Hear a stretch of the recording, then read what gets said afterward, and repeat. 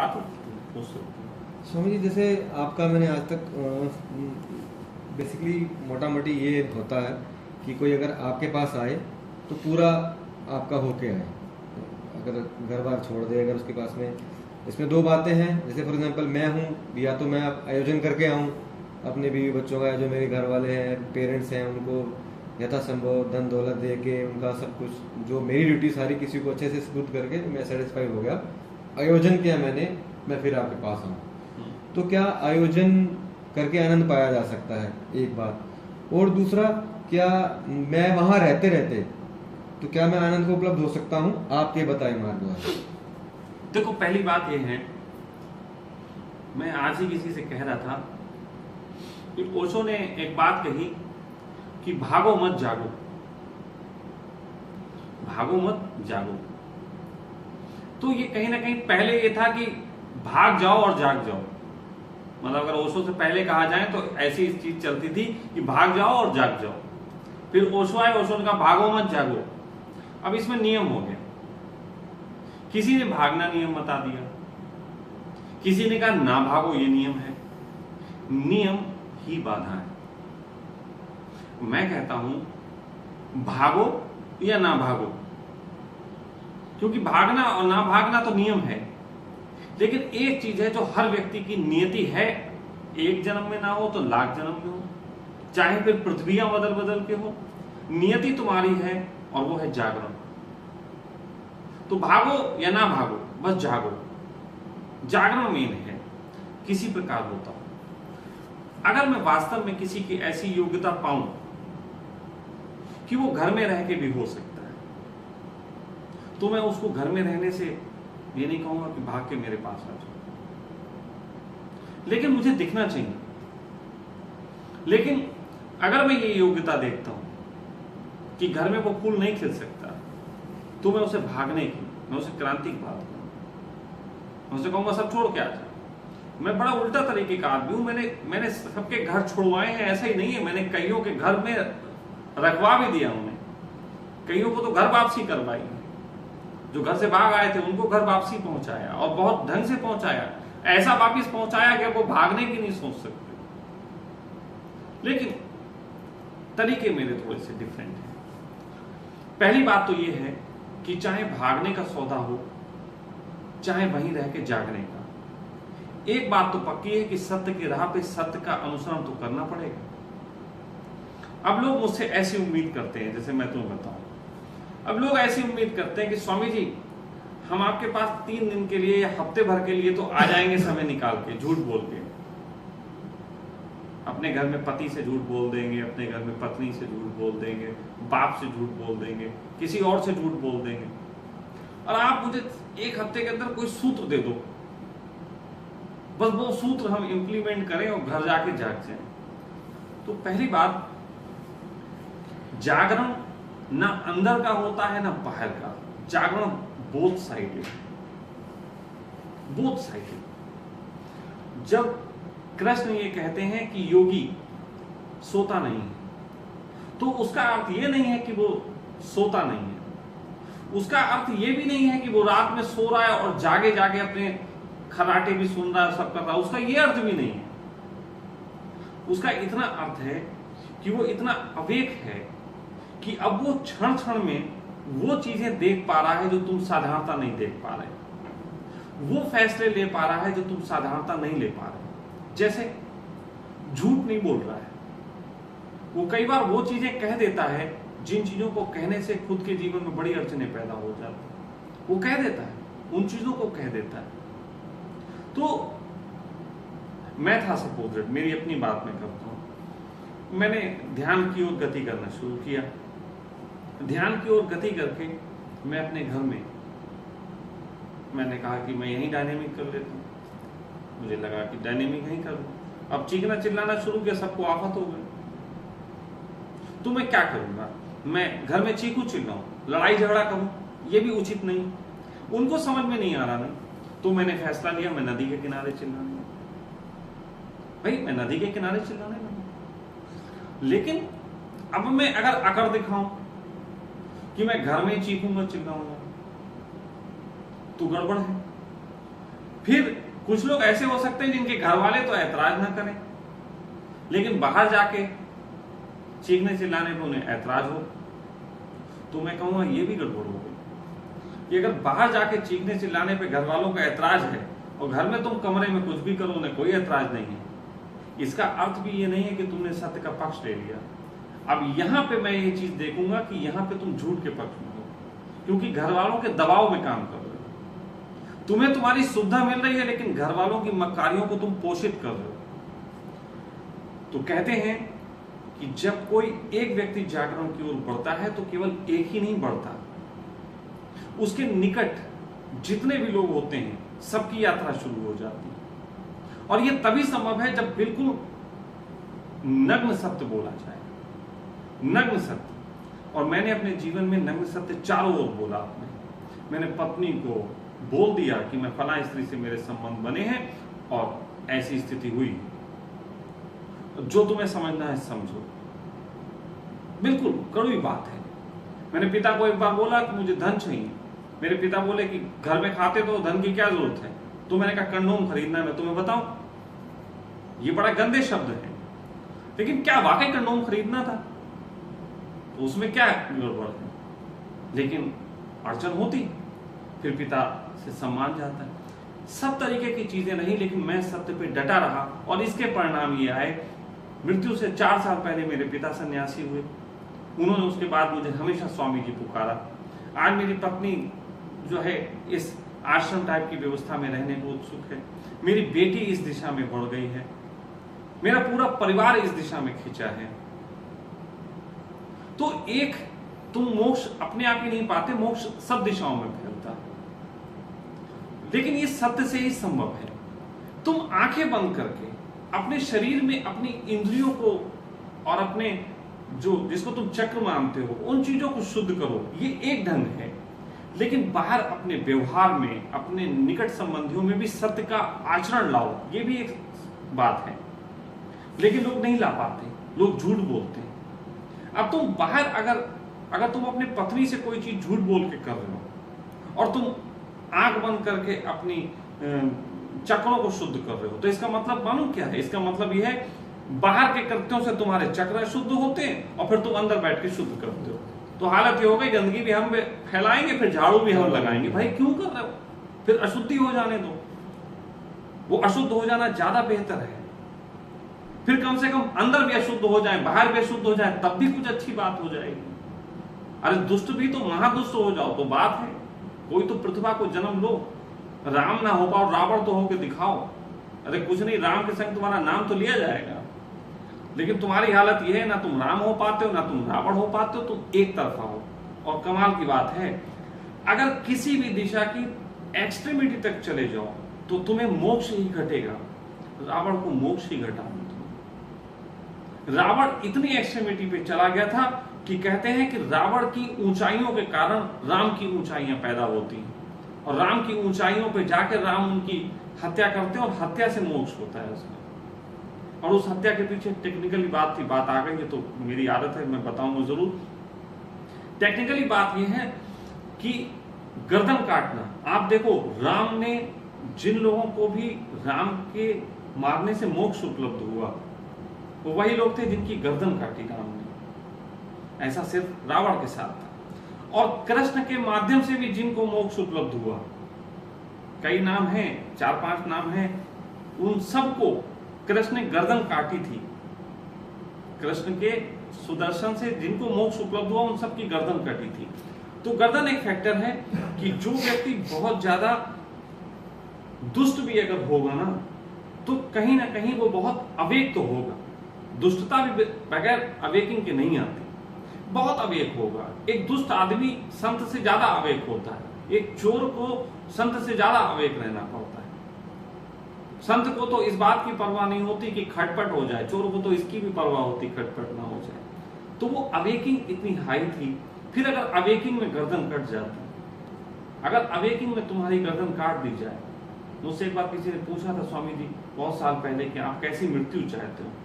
मैंने कहा आज की मेरी स्थिति यह है कि अगर मैं मृत्यु की मांग करूं तो मैं ऐसी मांग करूंगा कि बहुत तेज तूफान आ रहा है, मैं सड़क पे जा रहा हूं और एक दूर से उड़ती हुई टीन का टुकड़ा आता है और मेरी गर्दन को ले जाता है। वो गर्दन मुझे देखेगी और मैं पलट के गर्दन को देखूंगा। तो बात ऐसी है कि अगर गर्दन भी बहुत तेजी के साथ काटी जाए तो उस तेजी के साथ काट देने से एक बड़ा लाभ होता है कि जो चेतना होती है वो अचानक पाती है कि शरीर से पृथक पाती है अपने आप को, और उस पृथक पाने में वो जागरण घट जाता है। इसीलिए राम मृत्यु के वक्त उपलब्ध हो जाता है, वो रावण मृत्यु के वक्त उपलब्ध हो जाता है, राम के द्वारा मान लेते हैं। तो ये सारी बातें जो हैं वो बहुत सूत्र जैसे हैं। तो तुम अगर चाहते हो कि घर में रह के पाओ या बाहर पाओ तो ये तुम अभी डिसाइड नहीं कर सकते। मुझसे तो मैं हर व्यक्ति के अलग अलग हिसाब से, तुम्हारे हिसाब से मैं कह सकता हूं कि तुम व्यक्ति बहुत प्यारे हो। अगर तुम पर्सनली अगर अपने पूछने पे आ जाओ तो मैं कह दूंगा कि तुम व्यक्ति बहुत अच्छे हो, लेकिन अभी तुम कुछ झूठों से लिपटे रहते हो अपने समाज में। तुम अपने घर में, तुम अपने निकट कुछ लोगों को राजी रखने के लिए कई प्रकार के झूठ का इस्तेमाल करते हो, जिससे तुम्हारे अंदर बेचैनियां बढ़ती हैं, जो तुम्हारे काम में भागा दौड़ी बढ़ाती है, बेचैनियों के साथ भागा दौड़ी। अब तुम देखो, तुम यहाँ आ रहे हो, तुम मुझे टाइम कुछ दे रहे हो, आ किसी टाइम कर रहे हो, फिर तुम अपनी पत्नी से तुम किसी बात से लेके जल्दी निकलना है, समय दे दिया है। तो कहते हैं कि कोई ध्यानी जब चाल चलता है तो उसे 4 कदम आगे का दिखना चाहिए, लेकिन तुम मोटरसाइकिल चला रहे हो, तुम्हें 1000 किलोमीटर तक का दिख रहा है। तो ऐसे में तुम्हारे मन की गति बहुत बढ़ जाती है, तो तुम शांत नहीं हो पाते। शांति तब उपलब्ध होती है, पूर्णता शांति, जब तुम 24 घंटे के कृत्यों को अपने आनंद से सराबोर कर पाओ। और 24 घंटे के कृत्य तभी आनंद से सराबोर हो सकते हैं जब तुम्हारे चारों तरफ का माहौल जो है वो तुम्हें सपोर्टिव हो। ओशो ये कह सकते हैं कि भागो नहीं जागो, वो इसलिए कह सकते हैं क्योंकि उन्हें सपोर्ट था, उन्हें सपोर्ट लोग कर रहे थे। उनकी नानी को जब वो कह रहे थे कि मुझे वैश्या के पास जाना है, तो नानी थप्पड़ नहीं मार रही थी, पैसे दे रही थी।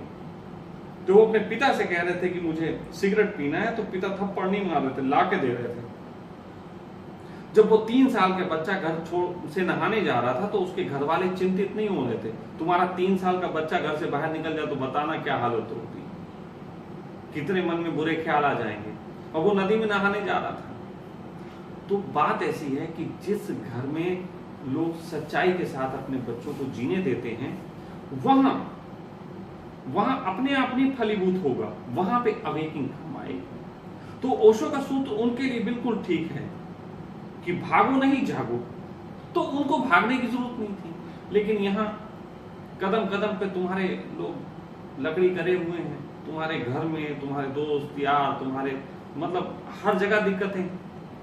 तो भागोगे नहीं तो क्या करोगे? लेकिन भाग के कहां जाओगे? जंगल चले जाओगे, उसमें भी काम नहीं चलेगा। ऐसी कंडीशन में बुद्ध की देशना थी कि संघ का निर्माण हो, ऐसे लोग हमारे चारों तरफ हों जो हमें सपोर्ट भी करते हों और हमें दबाते भी ना हो। ओशो की देशना यही कम्यून की देशना थी। तो मैं ये कहता हूं कि सबसे सफल देशना तो ओशो की देशना कम्यून की देशना है। अगर कम्यून की देशना को अनुपालन कर पाएगा इंसान तो बहुत आसानी से जागरण को उपलब्ध हो सकता है, लेकिन उसके लिए बहुत समझ की जरूरत है। कम्यून की देशना पे मैं बोल चुका हूँ, वो अलग कहीं बात है, लेकिन फिलहाल कम्यून की देशना उनकी बहुत अच्छी देशना है। या फिर घर ही तुम्हारा कम्यून की तरह हो जाए।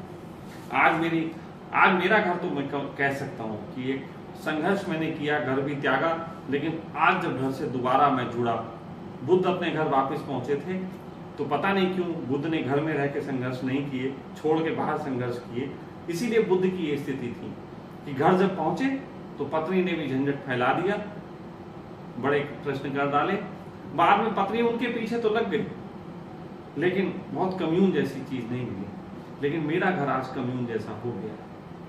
मेरे घर में अगर मैं जाता हूं तो पूर्ण स्वतंत्रता के साथ रह सकता हूं, अपनी लवर के साथ भी रह सकता हूं। मेरे घर जाता हूं तो मेरी बेटी के साथ अकेलियां भी कर सकता हूं, मैं बैठ के बियर भी पी सकता हूं, मुझे कोई अड़चन नहीं है। तो मेरा घर जो है वो कम्यून हुआ, लेकिन तब हुआ जब बिल्कुल सच्चे के साथ मैंने रह के यहाँ संघर्ष किया।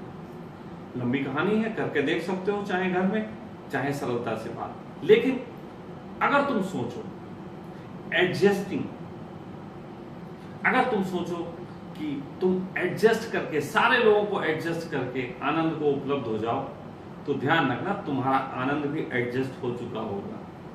वो जो तुम्हें आनंद मिलेगा वो स्वतंत्र आनंद नहीं होगा, वो बंधन वाला आनंद होगा। और वो बंधन वाला आनंद ऐसे ही होता है जैसा तुम समाज में देखते हो। पैसा है, सुख सुविधा है, बड़ा आनंद आनंद आ रहा है, फिर पैसा खो गया, अभी आनंद खो गया। फिर बीबी ने साथ दे दिया, हंस के बोल दी, आनंद ही आनंद है, और फिर बीबी एक दिन नाराज होकर बैठ गई मुंह घुमा के, फिर विषाद हो गया। तो एडजस्टिंग वाला आनंद ऐसा ही होता है जो एडजस्टिंग के हिलने पे हिल जाता है। तो आनंद आयोजित नहीं हो सकता। आनंद स्पॉन्टेनियस वाला आनंद ही आनंद है जो आयोजित नहीं आता है, बल्कि तुम्हारा इस तरीके से जीने से आता है कि तुम हर स्थिति में आनंदित हो सको। लेकिन वो एक लंबी साधना के बाद हो पाता है। वरना बहुत से लोग हैं, पति थप्पड़ मार रहा, वो दांत दिखा, हम आनंदित हैं।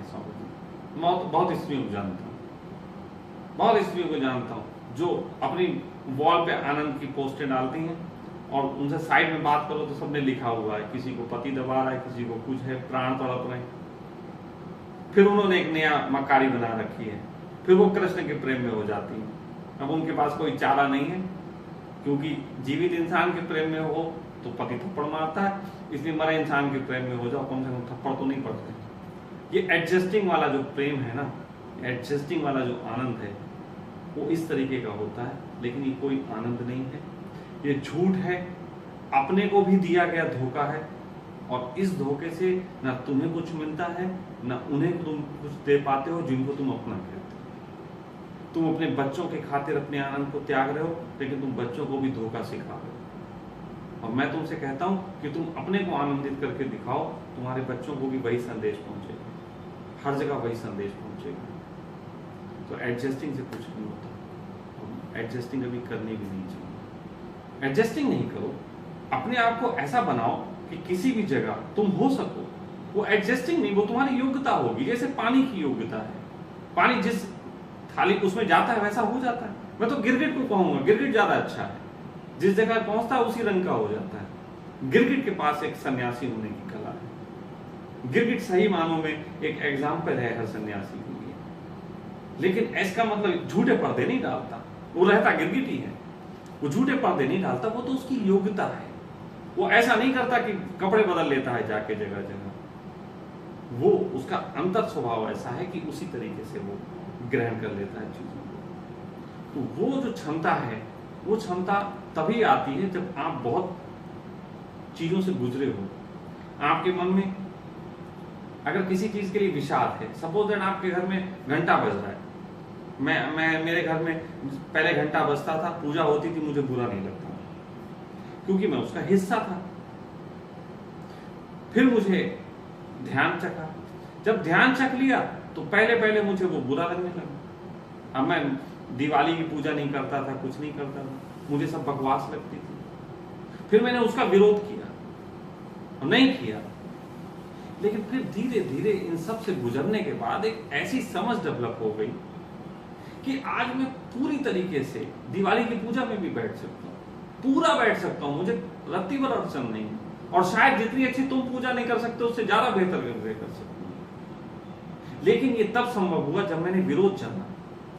लेकिन बहुत से लोग होंगे जो कहेंगे अगर आपको ऐसे उपलब्ध हो गया तो मुझे तो जरूरत ही नहीं विरोध करने की, स्वामी जी हम तो अपने जहां है वहीं सेट है। तो मैं कहूंगा तुम भ्रम में रहो। नदी का ये किनारा और नदी का वो किनारा, दोनों ही किनारे हैं, लेकिन मैं भी उस किनारे पे था। जब उस किनारे से इस किनारे पे आया तो नदी की गहराई का पता लगा, नदी की शीतलता का पता लगा, अंदर के भय का पता लगा। जब किनारे पे निकला तो पैरों पे रेत के चिपकने के एहसास थे, रेत के कण पे छूटने के एहसास थे। तो इतने सारे अनुभव मुझे इस किनारे पे तो हुए, लेकिन तब हुए जब मैं उस किनारे से इस किनारे पे आया और मैं उसी किनारे पे रहता और कहता मुझे ये अनुभव हो गए, तो मैं कहीं ना कहीं गलत होता। तो मैं यही कहूँगा कि अनुभव से गुजरोगे तो फिर उस जगह के योग भी हो सकते हो जिस जगह भी हो, और अगर उस जगह ही क्रांति करनी है तो सत्य के साथ हो सकती है। और सत्य बोलना बहुत आसान है, एक बार कोशिश करो फिर बहुत आसान है। झूठ बोलना मुझे ज्यादा मुश्किल लगता है सत्य से। सत्य बोलना तो बहुत आसान है क्योंकि वो हमारा स्वभाव है।